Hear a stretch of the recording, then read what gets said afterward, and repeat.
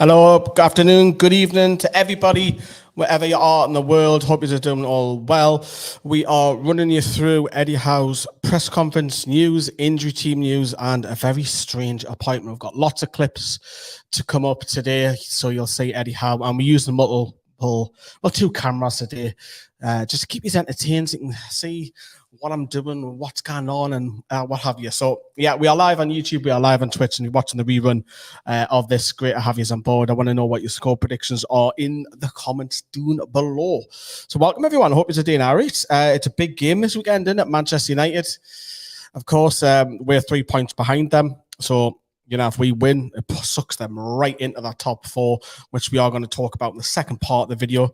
But we've got some clips from Eddie Howe's press conference today, all about this weekend game, effectively. But he's obviously been asked the question a couple of times about the cup final defeat, the Carabao Cup final, which was heartbreaking for every single one of us. But this is what he said about that. Yeah, I don't necessarily think we've looked at it like that. I think we've looked at the game and tried to break it down without any emotion, and just, as I say, try and look at the game and try and improve certain aspects of our performance. We did a lot right, and we did a couple of things wrong and got punished for that, and that's the quality of team we're playing against. That if, for example, you don't defend well from a wide free kick, and you concede the first goal, that those things swing momentum. And in a moment in the game, I thought we were really competitive and probably the superior team. Then that made it difficult from that moment onwards. Yeah, it's a massive month, as you say. I think whenever you have an intense period of games, you know, those results are going to define really what we do this season. The last two results have put us in a really strong position, and also I think just lifted confidence levels and morale within the squad. So yeah, this is going to be a big week to come. We have Manchester United first. We have to just focus on that alone and learn our lessons from the cup final defeat, and analyse that game, which we have, and try and improve. Try and improve, you were saying. So these pictures are not part of the club's videos, just before anybody in the comments shoots us down. But yeah, that was Eddie Howe, of course, mentioning that, looking back at the Manchester United final. Obviously, he's already talked about this in the past, where he's watched it the same night, watching it back, and obviously it's quite close, the two games. It's only been effectively, what, a month, 4 weeks, 5 weeks. So it's come around pretty quick, this league fixture, and all this, you know, revenge and all this sort of stuff. I'm not really that bothered with it. I think Newcastle just got to concentrate on themselves, not worry about Manchester United as much, focus on what we're strong at in terms of like our strengths and what have you. But it is a massive month for everybody associated with the club, because we've got a lot of games, and we're now in the crunch time. We've had the international break, that's out the way, because nobody likes it, let's be honest, and everyone's excited to going forward into this weekend's game as well. Jody, tuned for life, hope you're doing all right. I hope, yeah, Lee, you're doing well. Ferdinand, yeah, my little one's got Ferdinand back in the house at the minute, looking after him. L. Stapleton, afternoon, Lee, afternoon to you as well. I hope you're both doing fantastic. Well, you can drop us a like on that video, that'll be wonderful. Smash that like for us, that'll be fantastic. Still got plenty to get through, but as I say, this is what Eddie Howe said a little bit more in detail. You can find these graphics on Twitter when Sam makes them. So he says it's a massive month, and this will really define what we achieve this season. We have Manchester United first. We need to focus on that, analyse that cup final defeat, and learn from that. We've tried to take the emotion out of it and look to improve. So as I say, you know, we will talk more on the Man United stuff a little bit later, but if we win that game, you know, that sucks Man United on the same points with us and the same level of fixtures as well. Which, I'm going to come back to that in a moment, but we'll take a look at another clip, because Joe Linton's back, which is fantastic, and obviously he's been suspended the last couple of games, but have we really missed him massively? No, because Newcastle have picked up 6 points. So does he come back into the side? Does he not? That's a fantastic problem for Eddie Howe. And of course, he was asked the question about our Brazilian. Yeah, it's huge. Joe's a huge presence, not just physically, but I think the other lads feel and know how good a player he is. So to have him back amongst the squad is a huge boost for us. He's been very consistent this season. Huge player for us. Versatile, can play a number of positions. So to have him back's a big lift. But as you say, the other players in his absence have performed really well. So it's great to have competition for places. Yeah, great to have competition for places. So, again, that question then, what do you do with Joe Linton? Do you chuck him straight in? Because for me, Joe Willock's been absolutely fantastic last couple of weeks. So it's a fantastic conundrum for Eddie Howe. So, you've got Sean Longstaff, you've got Bruno, you've got Joe Willock. Or do you look at it and think, do you know what? I'm actually going to play Joe Linton's. Is he undroppable? Because if he is, he's going to play then possibly left midfield is another option as well. Personally, I don't want to see him there. I don't feel we'll get the best out of his strengths. If Joe Linton plays, for me, he's going to play centre midfield. And that means one of those three lads in midfield who probably a little bit unfortunate to lose their position. But one man who was absolutely delighted to see him back is this guy. Absolutely buzzing. Josh, he's absolutely buzzing that Joe Linton back. So, yeah, it's fantastic to see him back and gives Eddie Howe food for thought. And Sean Longstaff hasn't missed a game at all this season. He started off the season as a subs player, and he's started every single game, league and cup. So it's a good one for Eddie Howe. It's good. It's what we want. It's options as well. Is that your twin brother on the left as well? I'm just trying to mix it up a little bit in the office with just me being myself to keep you entertained, so you can see what I'm up to and stuff on the right hand camera as well. So bit of a bird's eye view. We are going to be playing around with camera angles when we move to a new system, because we're still on StreamYard and we're going to be coming off that in about 2 to 3 weeks. So we're just milking StreamYard as much as we can until it goes, which I'm excited about. And injuries, obviously, I wanted to talk about that. Eddie Howe, take it away. Yeah, I don't know the answer to that currently. He did a very small part of training on, got my days mixed up here, Wednesday. So we'll see how he's responded to that today. So Nick felt a problem in his thigh after the Wolves game. Didn't train in preparation for the Nottingham Forest game, completed that game with a bit of discomfort. So hasn't trained or didn't train when we were in Dubai. Has trained this week, so the signs are good. Yeah, I think it's been good for some players. I think it gave us an opportunity to rest a couple that were carrying niggles and problems and injuries, and they have for a number of weeks. So Fabian will be a prime example of someone that's played through pain and different things, and I think the break came at a good time for him. It came at a good time really for Anthony Gordon to improve his injury and try and get him closer to returning. So he was on about Anthony Gordon at the start of that clip and also the end of that clip as well. And obviously the club have been away to Dubai for a few days for some warm weather training camp as well. And we're seeing a few internationals not make the trip to their countries, like Sven Botman, Nick Pope's another one as well. So yes, but obviously they're not serious. They should all be fit as well. So who's going to play? So this is the who's and bees and what have you. So Nick Pope is definitely going to feature this Sunday. Sven Botman, he had food poisoning. He should be all right. It's a bit of a shame because he would have actually been capped for Holland by this stage going into this weekend. But that's a bit of a poor one for him. Bless him, man. Joe Linton's back from suspension. Anthony Gordon's 50-50. Alexander Isak, he is fit, but he's only just got back from international duty. I think it was either today or yesterday, and he's only had one training session going into the weekend. So for me, Callum Wilson is fit. For me, you've got to go off Isak because he didn't start the 2 games over Sweden. He got an assist as well. So for me, you've got to start Isak. We know Almiron is out injured, and we know Emil Kraft is a long-term injury, which he's not due back until I think it's end of April, beginning of May. But whether he'll feature or not for Newcastle for the rest of the season remains to be seen, to be honest with you. But just a little bit on Almiron, because obviously he's going to be out for a few weeks. Eddie Howe was massively disappointed about it. He's gone out and said, I'd love him to beat the time scale given, which is about 3 to 4 weeks. But I don't say currently he's making good progress and he's pain-free. So I don't think there's any long-term issues, but it's just the time it takes for the muscle to heal. I think we're 4 weeks off, maybe slightly less, but he's making really good progress. So positive about Miggy, but who do you start then? So assuming he goes with Joe Linton and he starts Joe Linton, first of all, then does he play him on the left, as I say, and then does Jacob Murphy deserve to keep his place on the right-hand side? Let us know, please do. The comments, and if you're watching live, please let us know. And of course, the little bit on Isak as well. He's gone out and say he's got himself into a really good place, fit out with every game. His ability has never been in question. He's got real talents. He's electric and he's an exciting player for us. players that are very excited to play with him. I just love the way that he's, I'm going to nickname him Gazelle because he's just elegant the way he moves. He's just, he's quick. He's quiet about it. He can turn a play. He can drop deep and go wide. He's got a turn of pace. Technical ability is right up there as well. We've got a player in him. And I'm excited for Isak. And hopefully he has a run of games to the end of the season where he becomes a mainstay as a number one striker as well. Yes, Callum Wilson's a goal scorer. A little bit out of form. He's already talked about that so far.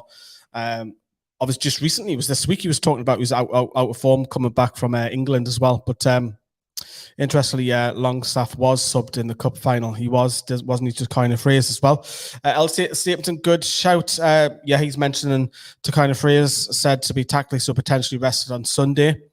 And could be, depending on how it may goes again. And obviously, it's the McTominay versus Longstaff derby, as I'm going to call it, because they're likened to each other a lot. And, there's no Casemiro, which helps Newcastle United out this weekend. Let's face it, it does, because he scored in the cup final. So, for me, you've got to take advantage of Fred McTominay. You've got to, man.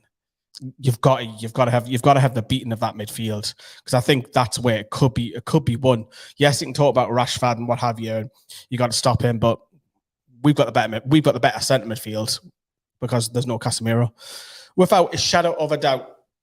Now, I wanted to talk more about Man United because this is the league table. Even Sam's looking at it. So Sam's looking at that league table thinking, do you know what? This is for anyone, this. So obviously Arsenal, who have just, Arteta has just won another Manager of the Month, and Bukayo Saka has just won Player of the Month.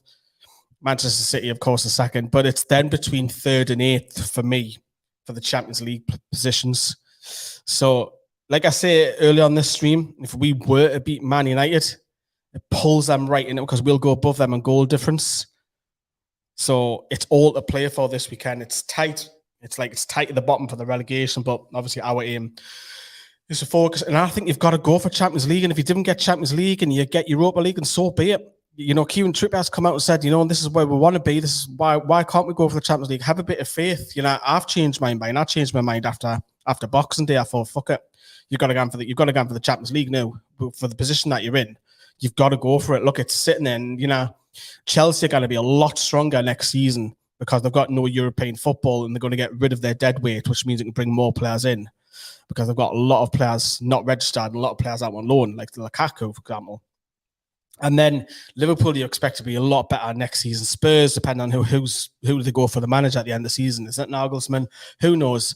I think this is an opportunity for Newcastle to go and get a Champions League place, and if they don't get it, I really do feel that they'll kick themselves because we're not playing European football. Because if we qualify for 5th, 6th place and we're in the Europa League or Conference League playing Thursday, Sunday, basically putting out a second string on a Thursday night, and then traveling to back Sunday, it could be a away game as well. So you could be in the middle of Eastern Europe, and then you've got an away game in wherever, London or what have you. It takes its toll on the travel because, yes, you might put out a second string side on a Thursday night, but some of them will be first team players as well that will still need to travel on the Sunday. So get in the Champions League. It's there. It's fucking there, man. We can dream, man. But the Champions League music.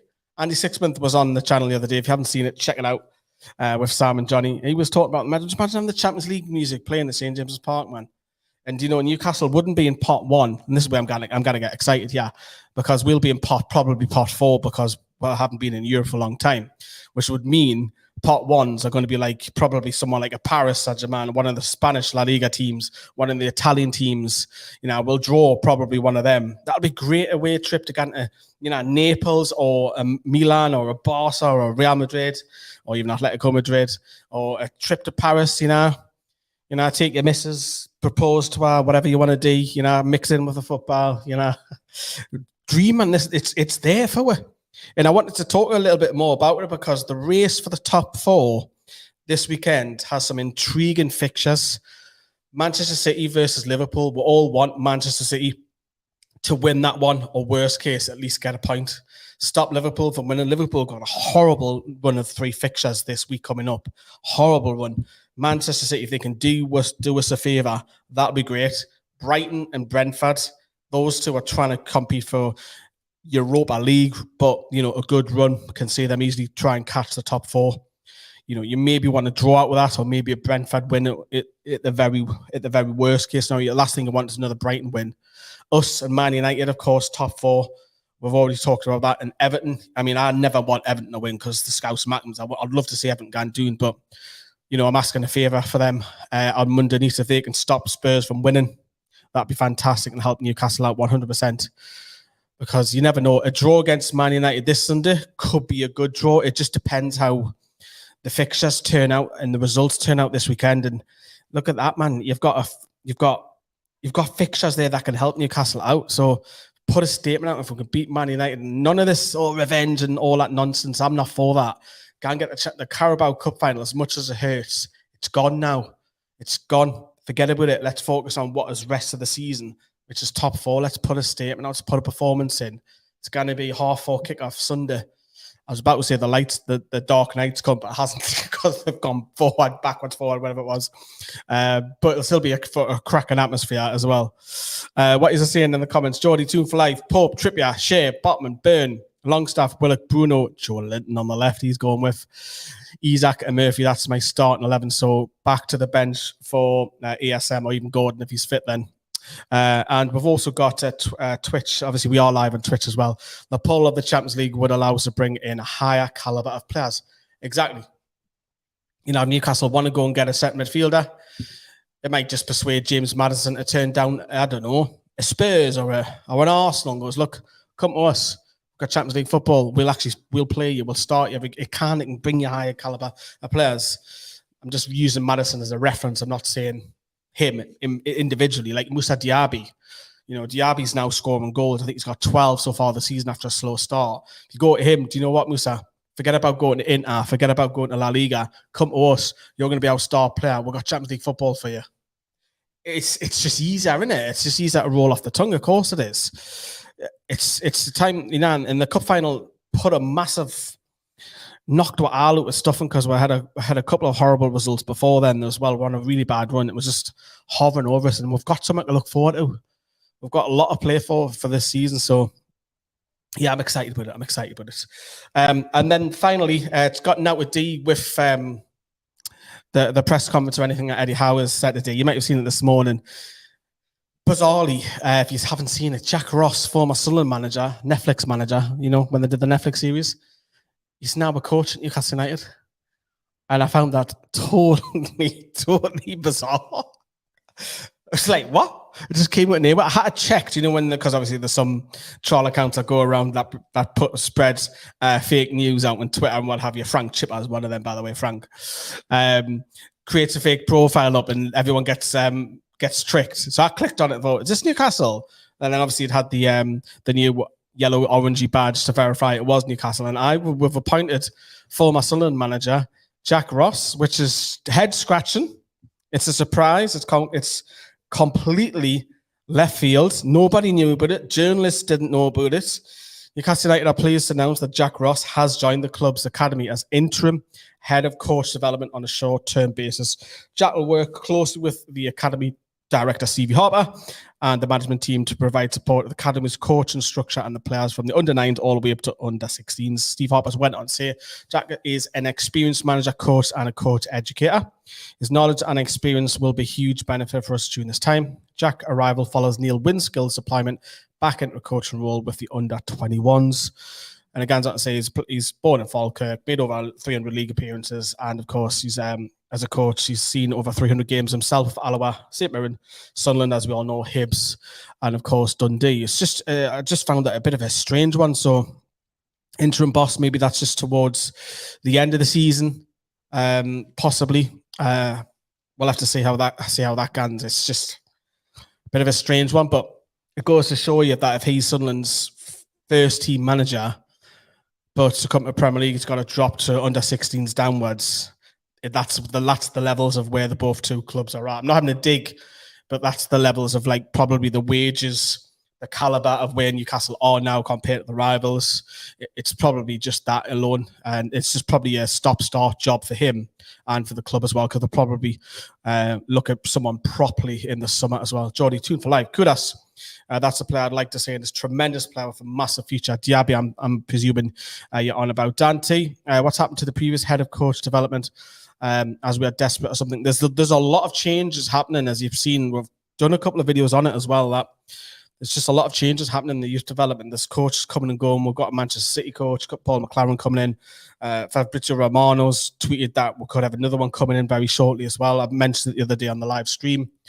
So there's a lot of changes with the youth development. I think they're just trying to get a structure in place and start bringing through talent, and hopefully, which we will expect to see, money start ploughing in from the ownership, putting money back at the youth academy shortly as well. Rock the tune. Good afternoon for yous. And yeah, smash that like, everybody, if you please can do. We're going to wrap up here. We've been live for over 20 minutes on Twitch and YouTube as well. We've got all of the match day stuff are back. Yes. So we will have your usual match reaction with Johnny. We'll have the last word, which will go out later tonight. That's edited by moi, yours truly.